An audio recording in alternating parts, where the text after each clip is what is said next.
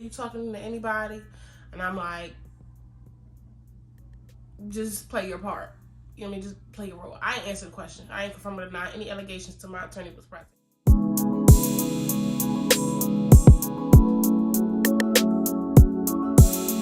Hi everybody, welcome back to my channel. My name is Maggie. I like to spend money so you don't have to.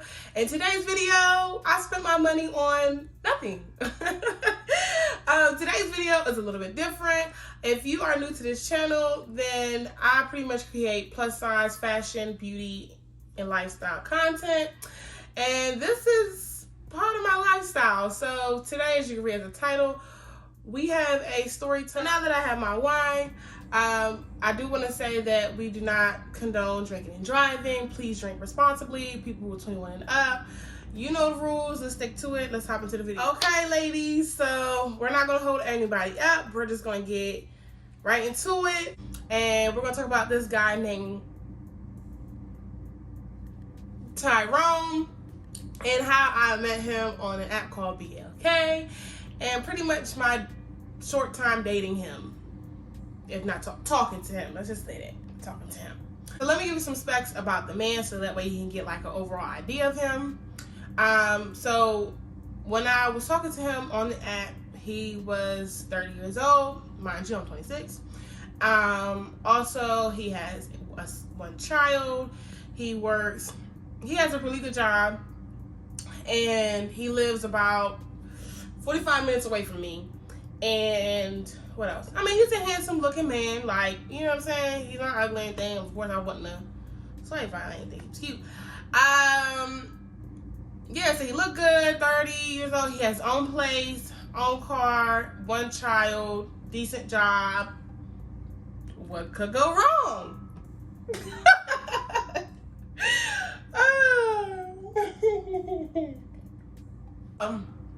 Mind you, we were chatting on the BLK app, and he told me a little bit about himself. I told him a little bit about myself. So here is my experience on my first date with this man, Tyrone. So our first date, we went to an Italian restaurant. When I was looking online, like, you know, what it was giving, it kind of looked a little rinky-dink, and I was like, But actually, when I went inside of the restaurant, you know, that night, it was really nice. So when I went inside of the restaurant, I was there. First things first, he calls me and was like, "Oh, come park over here." And I'm like, "Where you at?" He said, "Oh, he had a parking spot, like a parking garage." And I was like, "Well, there's one right here." So mind you, he claimed he got there before me. And he wanted me to park where he parked at, but I didn't. It was literally a parking spot right around the corner, like 10 steps away. So of course, my fat behind, I did not want to walk far, so I parked the closest. So I ended up going inside the restaurant. Told me we had a reservation too, told the name, whatever. And we sat, and I just sat and I waited. I waited about a good 5 minutes. That's when he finally came to the restaurant. You know, gave him a hug, greeted him, whatever, and we sat back down. Now, when we sat down, mind you, I parked on the side of the road. So I'm on my phone, like, putting my tag number in and things like that. So that way I can pay so I don't get, you know, a ticket or get my shit towed. So I'm putting my car information online so that way I can reserve my parking spot. And he was like, yeah, can you put away your phone? Because, you know, I just want, you know, do one-on-one connection. And I looked at him, I was like, okay, well, let me just finish, you know, paying for my parking spot, and then, you know, I'll put my phone away. Of course, like, I'm not going to be rude and be on my phone all night. You know what I mean? Like, I get where he was coming from. Like, he want me on my phone, but we literally just got there, and I'm trying to put my parking spot stuff in. Anyway, long story short, boom. That was strike one. First of all, don't tell me what to do. That's dead. As we're waiting for the waiter to come over and, you know, take our order, he was like, hey, like, let's play a game while we wait for our waiter. He's like, I'll ask you a few questions, and then based off of your answers, I'm going to order your food. And then you'll do the same. Right? I said, okay, cool. So he went first, asking me questions, like, you know, what I like, what I don't like. And then I thought it was my turn, and I was asking him questions, but he would turn it around and, like, pretty much overtalk me and like disrupt the like pretty much just cut me off. Okay, boom. So that kind of like threw me off a little bit. I was like, okay, like I'm trying to ask you what you want to eat, but if you don't want to give me a good detail, then hey, guess what? I'm ordering off the menu. I don't care. So then the waiter came. He ordered, an appetizer, and I ordered his food. He ordered my food. So appetizer come, and first thing he did. First of all, I must say I'm a Christian woman, but I like to pray over my food. And two, I'm very much like OCD germophobic, and I told him about that. Like, I don't do that. So he goes and like literally digs into the food. Like, I'm like, damn. You ain't gonna put no hand sanitizer on. Like, we just literally touched the door. You touching seats. I'm pretty sure you done touched the ticket monitor. Like, you need to wash your hands. That's here nor there. Some people don't have the same like hygiene. I won't say hygiene, but mind concept that I do. I'm just nitpicking, whatever. So we had, we were talking, and for the most part, he talked the whole night. Like, I couldn't even, and it wasn't like I was being shy or I didn't want to talk. I couldn't even put my 2 cents in. Like, he just kept talking and talking and talking. And I'm like, at that point, at the end of the night, at the end of the dinner, I was like, yeah, right. Because it's like, I can't even get my own 2 cents in because you keep cutting me off. So, at that point, I was ready to, like, pretty much leave the date as is. Like, you're not my type. I find him kind of, like, disrespectful in a sense. Like, I don't know how to explain it. Some people, it's the concept of, it's not what you say, it's how you say it. Now we reached towards the end of the night, and he was pretty much insinuating. I was like, okay, like I'm pretty much hinting at I'm ready to go. But he was like, oh no, let's go to the club, And I'm like, this was good. Like, let's not push the envelope. He was like, no, like, let's go to the club. I want to show you a good time. I'm like, now, I'm very much if I don't want to do something, I'm not going to do it. But my best friend was on my shoulder, because mind you, when you go out with a dude, you talk to your best friend. So she was just telling me, like, just loosen up and go ahead and have fun. Like, don't do too much. So I'm like, okay, my best friend on my shoulder and my head is playing over, just have a good time, enjoy the night. Just have a good time, just enjoy the night. So I said, okay, let's go. So there was a club right next to what's that thing called? The restaurant. So we go in there, it wasn't our vibe.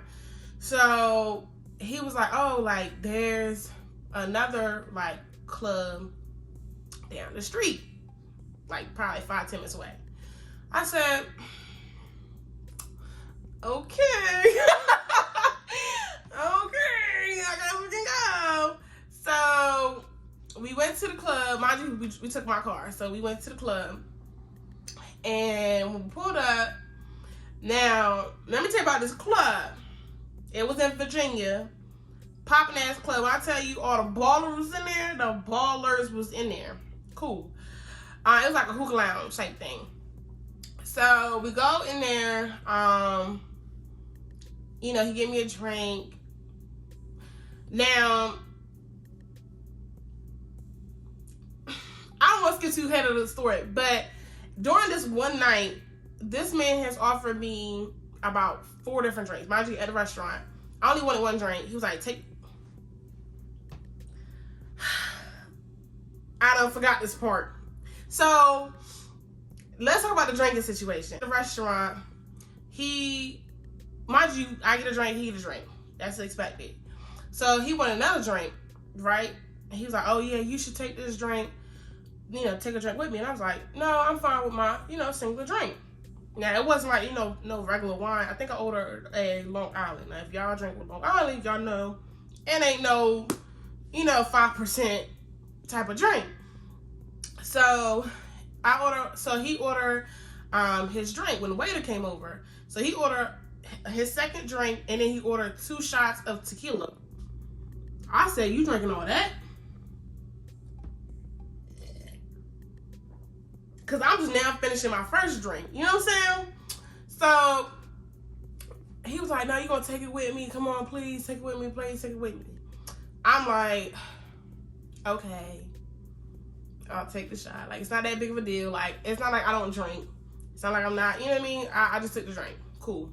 And it's not like, you know, we was at his house and he was offering me a drink. Of course, it was a waiter who provided the damn drink. So, that was that situation. We get to the club, right? He got me a drink. Cool. I took my little drink just for me to lighten up the mood. So, you know, just relax. I'm in a club with a stranger I don't know, with a whole bunch of other strangers. You know what I'm saying?